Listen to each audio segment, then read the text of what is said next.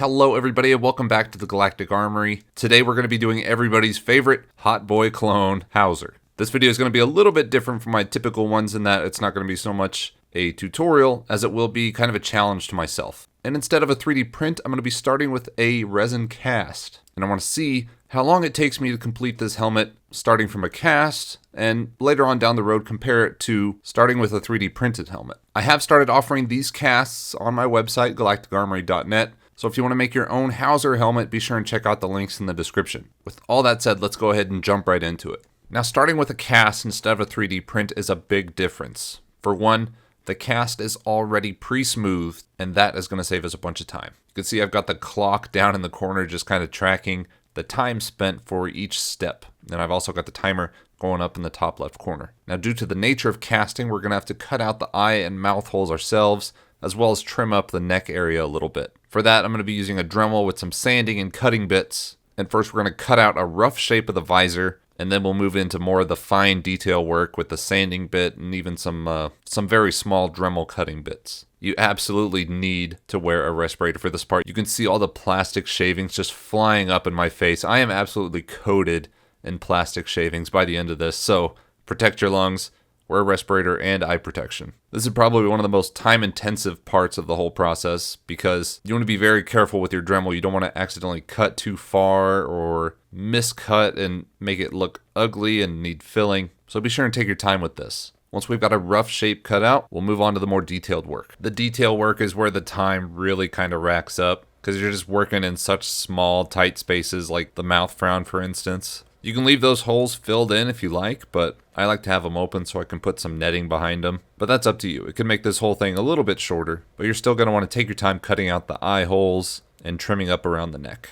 Now that we got all the pieces cut out, it's time to tackle one more difference between a cast and a resin print. On a cast, you're going to have a line divider like this. That's where the two parts of the mold meet together, and so you get this small seam down the middle. Now luckily the guy that makes these helmets for me is a real pro at it, and he's able to hide most of the crease line along the edge of the ears, but you still have this area on the dome that you can't really hide. So we're gonna have to sand it down. Luckily the plastic is already ready to sand. You can just grab some sandpaper and get going.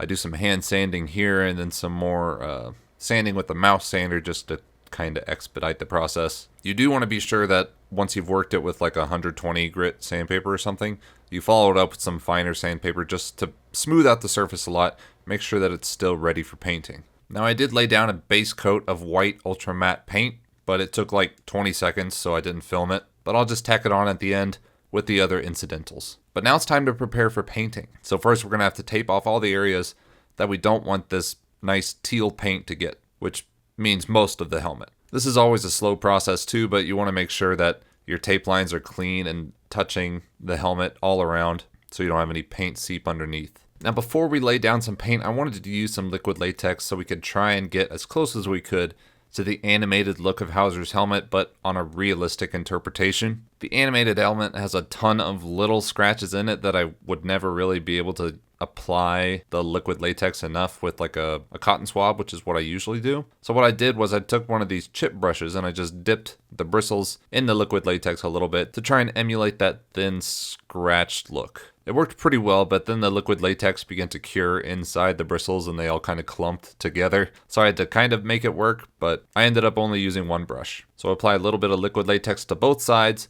let it cure for around half an hour before we add the next coat of paint. Okay, now it's time to add his iconic teal, and for that I used a Krylon satin beach glass. Just need to apply some light coats and let this dry for around like 8 hours or so. Technically you should let your paint dry longer, but I was pushing myself to get this done as soon as I could, so 8 hours should be enough.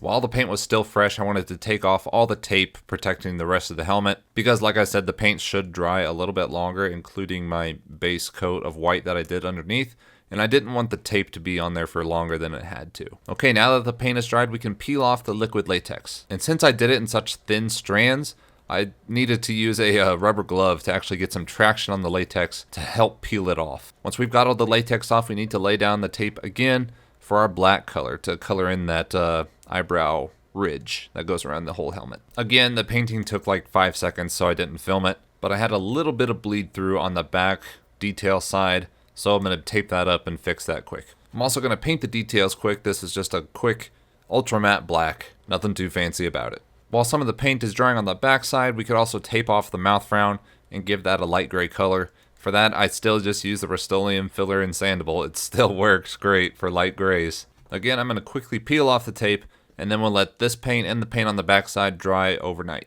Now that the paint is dried, we're going to do some light weathering with an airbrush and some black paint, making sure to just get a general dust coat around the whole helmet to just darken it all up a little bit. But then we're also going to lightly touch up the hard creases of the helmet, since that's where dirt naturally accumulates. It's going to give it a lot more of a realistic look and flesh the helmet out a lot. Now it's time to attach our extras. So I'm going to use just a little bit of E6000 to glue the mouthpieces in, and then I'm going to use a strip of tape to help keep them in place while that glue cures, because that glue is going to take around 24 hours to fully cure, and we don't want our pieces to fall off in the meantime. We'll do the same thing for the ear caps, making sure that they are level when we're putting the tape on them. And then we'll come back tomorrow and peel off our tape. We are almost done, guys, just a few more things to do. Mainly the visor and the mesh behind the mouth teeth. Now for the visor, I'm going to be using a Hobart face shield. I also sell these on my website if you need one, but we're just going to use a piece of paper to trace out a rough outline of the visor shape that we need, and then we'll cut that out with some scissors. I'm going to be using some steel stick epoxy putty to help keep the visor in place, and then I'm going to line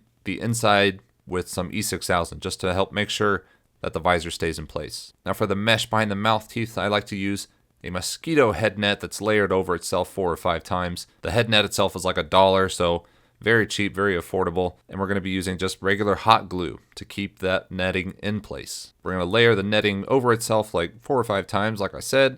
That should help give it a dark mesh look. Okay, now the last thing we need to do to this helmet before it's finished is add those blue little tube stripes on both cheeks. Now I get all these stencils cut out from Trooper Bay, so go check out their shop. They've got tons of little stickers, and these things are really nice because they're all the same size, and I didn't have to cut them myself. Now this is only a time-consuming part of the project because you want to make sure that the lines are spaced out the same and that they're symmetrical on both sides. You can see I have my Coruscant Guard helmet over there to kind of just give me a reference to the spacing and location of the stripes. But once we've got both these sides on, that's it, guys. We have our completed Howzer helmet, so let's take a look. Overall, I just love how the helmet turned out. And honestly, this was a lot easier and quicker than doing it with a 3D print. Now let's see exactly how long it took me to complete this helmet from a raw cast. The final count on the timer was 2 hours, 10 minutes, and 48 seconds. And I'm going to add approximately 20 minutes for things like cleaning up, grabbing supplies, just running back and forth, doing small things, adding that painting time that took a few seconds. I think 20 minutes is a good approximation of all of that. So a total build time, hands-on build time, of around 2.5 hours. Now finishing this helmet was kind of a hurry up and wait thing, and some things you just can't rush. And it also kind of happened over the weekend, so I missed a couple days. But I started it on July 22nd and was able to finish it today on July 28th. So less than a week, less than 3 hours of hands-on time. And I'm sure you could make it even shorter if you really tried and really wanted to push yourself. Now I don't know exactly how long it takes to finish a 3D printed helmet. I just know that it's longer because you have to do all those sanding and smoothing steps, whereas with a resin cast you basically get to skip that step. The downside of resin casts is that they are made out of more expensive materials, so they're pretty much always going to be more expensive than a 3D print. With that said, you can get equally amazing results with both techniques, but I just wanted to make a video on finishing a resin cast helmet to give you guys an idea of the difference. Either way, I hope you guys learned something. I hope maybe now you're feeling more confident to take on a project if you don't trust yourself with sanding or smoothing or just want to avoid it entirely. This is an option for you. With all that said, thank you for watching, and I hope to see you again in the next video.